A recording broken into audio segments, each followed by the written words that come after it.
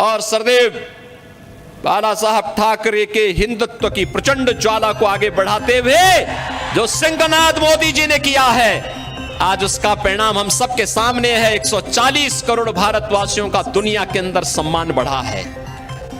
भारत की सीमाएं सुरक्षित हुई हैं। एक सुरक्षित भारत किस रूप में सुरक्षित हुआ है? आज कोई भी देश, कोई भी दुश्मन भारत की सीमा का अतिक्रमण नहीं कर सकता। आतंकवाद, नक्सलवाद समाप्त।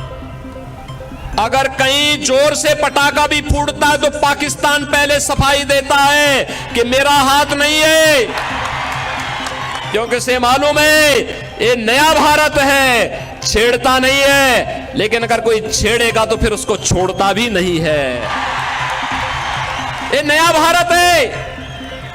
ये कांग्रेस के समय का भारत नहीं है कि कोई एक थप्पड़ मारता था तो वो कहता था अरे रुक जाओ यार, देखो कहीं माहौल खराब ना हो जाए।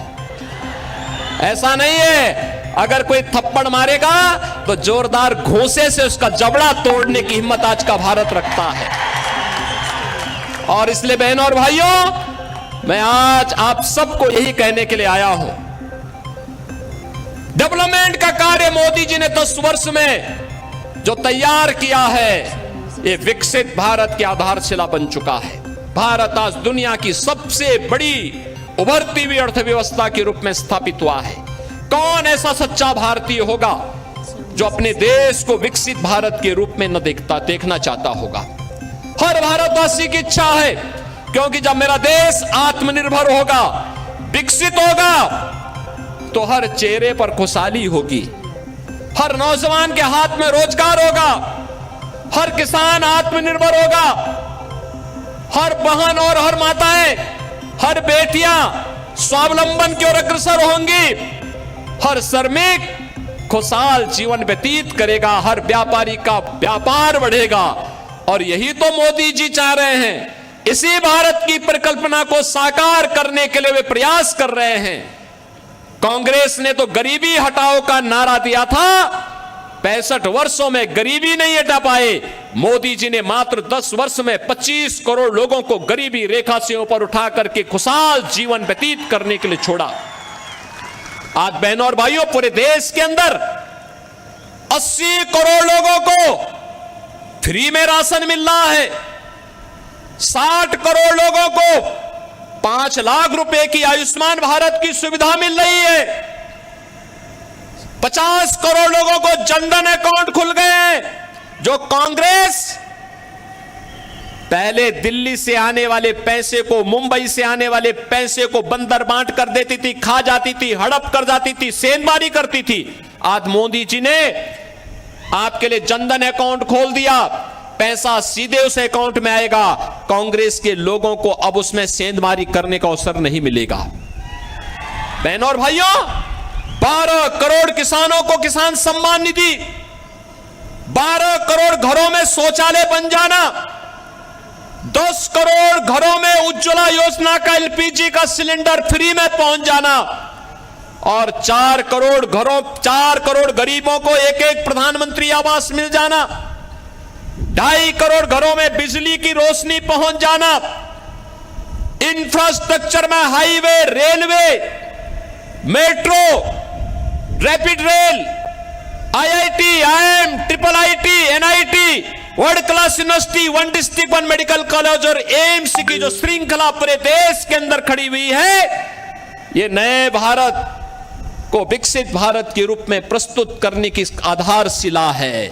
और इसीलिए आज मैं कहने के लिए आया हूं, बहनों और भाइयों, विकास भी है, गरीब कल्याण भी है, सुरक्षा भी है, सम्मान भी है, और उससे भी बढ़कर के है आपकी आस्था का सम्मान। क्या अयोध्या में प्रभु रामलला का मंदिर एक कांग्रेस के लोग बना पाते क्या? ये लोग बना पाते क्या? इनसे उम्मीद करते हैं क्या? कांग्रेस के लोग तो क्या कहते थे राम हुए ही नहीं, और जब राम मंदिर बन गया तो फिर कहते थे कि मंदिर की डेट कब बन, जब राम मंदिर के लिए जब फैसला हो रहा था तो ये क्या कहते थे कि अगर फैसला होगा तो खून की नदियां बहेंगी। अरे हमने कहा देखो हम हैं यूपी में, चिंता मत करो, ये खून की नदियां नहीं, एक मच्छर भी नहीं मरने वाला, चिंता मत करो। बहन और भाइयों, यूपी में पिछले 7 वर्ष में एक भी दंगा नहीं हुआ। 25 करोड़ की आबादी है, एक दंगा नहीं, कोई कर्फ्यू नहीं, और बड़े बड़े माफिया, एक तरफ राम मंदिर बना है और दूसरी तरफ बड़े बड़े माफियाओं का राम नाम सत्य है की यात्रा भी निकल गई है। ये है यूपी। लेकिन मैं केवल आपसे कहने के लिए आया हूं, ये लोग आपकी आस्था का सम्मान नहीं कर सकते, कांग्रेस के लोग नहीं कर सकते।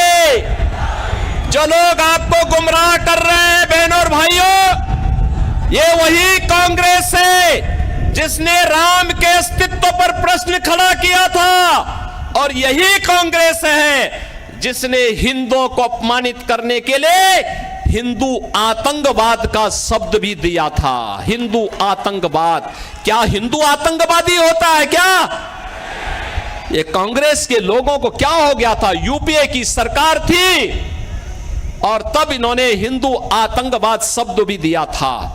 और आप याद करिए कौन व्यक्ति था देश का गृह मंत्री उस समय, याद करिए। उसी के लोग, उसी के परिवार के लोग आज चुनाव लड़ने के लिए यहां पर अपने खूनी पंजे के साथ आपके बीच में आए होंगे, और उसी से सावधान करने के लिए मैं आपके बीच आया हूं, आपसे कहने के लिए। उस समय इन्होंने कहा था, जब मालेगांव के विस्फोट हो रहे थे, तब इन्होंने कहा था इसमें योगी आदित्यनाथ का भी नाम होगा, हम सीबीआई का रेड कराएंगे। हमने कहा एक बार प्रमाण के साथ भेजना मेरे पास थोड़ा। अपने कृत्यों पर इनको कभी पश्चाताप नहीं होगा। और बहनों और भाइयों, हिंदुओं को अपमानित करने के लिए, हिंदू आस्था पर कुठाराघात करने के लिए इन्होंने क्या कुछ नहीं किया है। कांग्रेस साथी तो 65 वर्षों तक शासन करने का उसे अवसर मिला था। वह भारत को दुनिया की एक बड़ी ताकत बना सकती थी, देश को नक्सलवाद, आतंकवाद से मुक्त कर सकती थी। लेकिन आतंकवाद की जड़ कांग्रेस, देश के अंदर नक्सलवाद की समस्या कांग्रेस ने दी, गरीबी कांग्रेस ने दी, भ्रष्टाचार कांग्रेस ने दिया, देश की सुरक्षा में सेंध कांग्रेस ने लगाया। और अब तो कांग्रेस अपने घोषणा पत्र के माध्यम से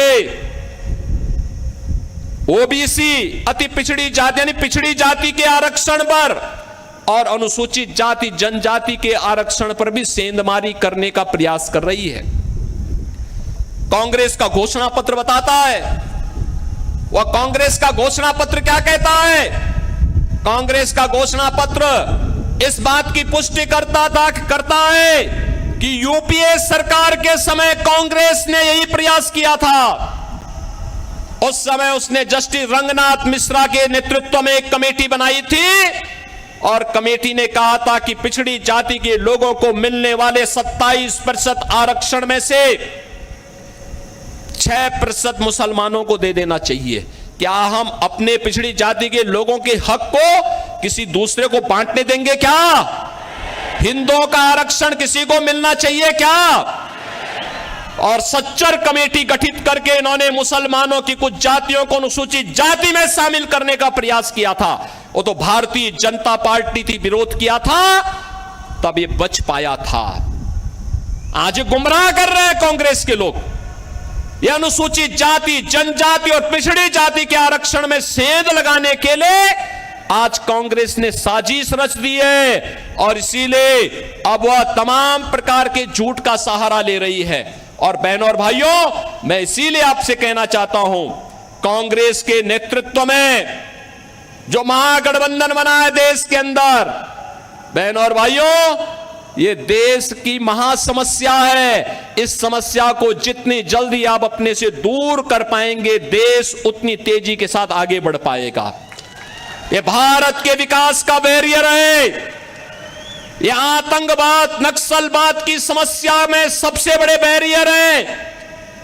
ये देश के अंदर आपको बांटेंगे, पहले कांग्रेस गुमराह करने के लिए क्या कार्य कर रही है, इसके लिए इसने आपको क्या एक झुंझुना पकड़ाया है। ये कह रही है हम पहले जातीय जनगणना करेंगे, जातीय जनगणना करके हिंदुओं की जातियों को आपस में लड़ाएंगे, फिर आपस में लड़ाने के बाद जब आरक्षण का मुद्दा इनके मुद्दे से अलग हो जाएगा, उसमें लोगों का ध्यान आपस में लड़ने में ही हिंदू लड़ने लग जाएगा, तो उसके बाद चुपचाप आपके हक पर ये उसको मुसलमानों को देने का काम करेंगे और फिर भारत के इस्लामीकरण का, तालिबानीकरण की एक रूपरेखा अपने घोषणा पत्र के अनुसार कांग्रेस तैयार कर देगी। हमें कांग्रेस के इस मंसूबे को सफल नहीं होने देना है। बहनों और भाइयों, इस देश का फिर से मजहब के आधार पर बंटवारा नहीं होने देना है और इसके लिए चाहे कोई भी कुर्बानी देनी पड़े, हमें इसके लिए अपने आप को तैयार करना है और इसीलिए हम आए हैं। आज जो परिवर्तन आपको देश के अंदर देखने को मिल रहा है, ये परिवर्तन का नेतृत्व करता, इसके सारथी हैं देश के प्रधानमंत्री मोदी जी। और आज हमारा दायित्व बनता है 10 वर्ष तक बिना रुके, बिना डिगे, बिना झुके मोदी जी ने देश के विकास के लिए 24 घंटे 365 दिन लगातार 10 वर्ष तक काम किया है। और आज इसीलिए मैं आपसे अपील करने के लिए आया हूं, अगर मोदी जी अपने स्तर पर मेहनत करते हैं, कार्य करते हैं, देश के लिए सोचते हैं, नेशन फर्स्ट के लिए कार्य करते हैं, मोदी जी नेशन फर्स्ट की बात करते हैं और कांग्रेस और उनके गठबंधन के लोग फैमिली फर्स्ट की बात करते हैं। यही अंतर है। मोदी जी देश की बात करते हैं, वे परिवार की बात करते हैं। मोदी जी कहते हैं भारत को विकसित बनाएंगे, वे कहते हैं नहीं, हम भारत को बंटाधार कर देंगे, बांटना चाहते हैं देश को। क्या भारत को बांटने वालों का साथ देंगे क्या? बहनों और भाइयों, देश के अंदर जो सुरक्षा का माहौल है, देश के अंदर विकास का जो माहौल है, भारत का जो दुनिया के अंदर सम्मान बढ़ा है, मोदी जी नेतृत्व करता है, मोदी जी को श्रेय जाता है, लेकिन उससे बढ़कर का श्रेय आपको है, क्योंकि आपने मोदी जी पे विश्वास किया है। और इसीलिए इसके लिए मैं आपका अभिनंदन करता हूं और इसीलिए आपसे अपील करता हूं, आपका एक वोट, आपका एक वोट अगर गलत दिशा में जाता है, आतंकवाद का पुराना दौर वापस आ जाता है। लेकिन अगर भारतीय जनता पार्टी के पक्ष में जाता है, आत्मनिर्भर और विकसित भारत की परिकल्पना को साकार करता है। जहां राम मंदिर भी है, जहां बाबा साहब भीमराव अंबेडकर के पंचतीर्थ भी हैं, जहां पर भारत की आस्था के प्रतीक पूज्य संतों का सम्मान भी है, और जहां पर गांव गरीब सबके विकास की, सबका साथ और सबके विकास की भावनाओं के अनुरूप कोई नहीं कह सकता कि मोदी जी ने 10 वर्ष में किसी का चेहरा देखकर के योजना का लाभ दिया हो। भारत का नागरिक हो, जरूरतमंद हो, उनको योजना का लाभ मिलना चाहिए। मोदी जी ने पहले दिन कहा सबका साथ, सबका विकास। तो सबका साथ और सबके विकास में कहां से बात आती है, कहां से संविधान बदलने की बात आती है? मोदी जी तो बाबा साहब भीमराव अंबेडकर के संविधान की पूजा करते हैं। याद करिए, जब भारत का नया संसद बन रहा था, मोदी जी बाबा साहब भीमराव अंबेडकर जी के संविधान को सिर पे रख करके लेके जा रहे थे, कह रहे थे हमारे भारत का सबसे पवित्र ग्रंथ है, स्वतंत्र भारत का सबसे पवित्र ग्रंथ है। क्या कांग्रेस के लोगों ने कभी यह काम किया? कभी नहीं किया, करेंगे भी नहीं। इन्होंने तो बाबा साहब भीमराव अंबेडकर का जितना अपमान कांग्रेस ने किया, किसी और ने किया ही नहीं होगा। और इसलिए बहनों और भाइयों, इनके बहकावे में आने की आवश्यकता नहीं। याद रखना, जिन लोगों ने राम मंदिर के मार्ग में रोड़े अटकाए हैं, जिन लोगों ने हिंदुओं को आतंकवादी कहा है, हमारा वोट अगर उनकी तरफ जाता है तो बहनों और भाइयों, आने वाली पीढ़ी कभी हमें माफ नहीं करेगी, कभी माफ नहीं करेगी। और इसीलिए मैं आपसे अपील करने के लिए आया हूं, पूरे देश के अंदर जो आवाज है, एक ही आवाज है, एक ही स्वर है। जो राम को लाए हैं हम उनको, जो राम को लाए हैं हम उनको लाएंगे। और मोदी जी 500 वर्षों के बाद प्रभु राम को अयोध्या में विराजमान कराए हैं, और इसीलिए मैं आप सबसे अपील करूंगा कि मोदी जी को फिर से हम देश की सत्ता सौंपेंगे। ये सोलापुर का संकल्प होना चाहिए। सहमत हैं? सहमत हैं? सभी लोग सहमत हैं? श्री राम भाई सतपुते को भारी बहुमत से विजयी बना के भेजेंगे, लेकिन आपको घर घर जाना पड़ेगा, मोदी जी का प्रतिनिधि बन करके जाना पड़ेगा। जाएंगे? श्री चंद्रशेखर बावन कुले जी का प्रतिनिधि बन करके जाना पड़ेगा। जाएंगे? श्री देवेंद्र फडणवीस का प्रतिनिधि बन करके जाना पड़ेगा। जाएंगे? मुख्यमंत्री शिंदे जी का प्रतिनिधि बन करके जाना पड़ेगा। जाएंगे? सभी लोग सहमत हैं? बहनों और भाइयों, आप अगर जाएंगे, भारी बहुमत से विजयी बनाएंगे, तो आपको भी हम आश्वासन देते हैं, जैसा परिवर्तन आपको यूपी में दिखाई दिया है, वैसे ही परिवर्तन पूरे देश के अंदर भारतीय जनता पार्टी सरकारों के अंदर देखने को मिलेगा। सहमत है ना? सभी लोग सहमत हैं? तो फिर मेरे साथ बोलेंगे, भारत माता की, भारत माता की, भारत माता की, वंदे वंदे वंदे। इस गीत के जरिए अपने निजी YouTube चैनल पर डाल रहा हूँ, आपको पसंद लहराएंगे। यूपी में फिर से हम भगवा लहराएंगे।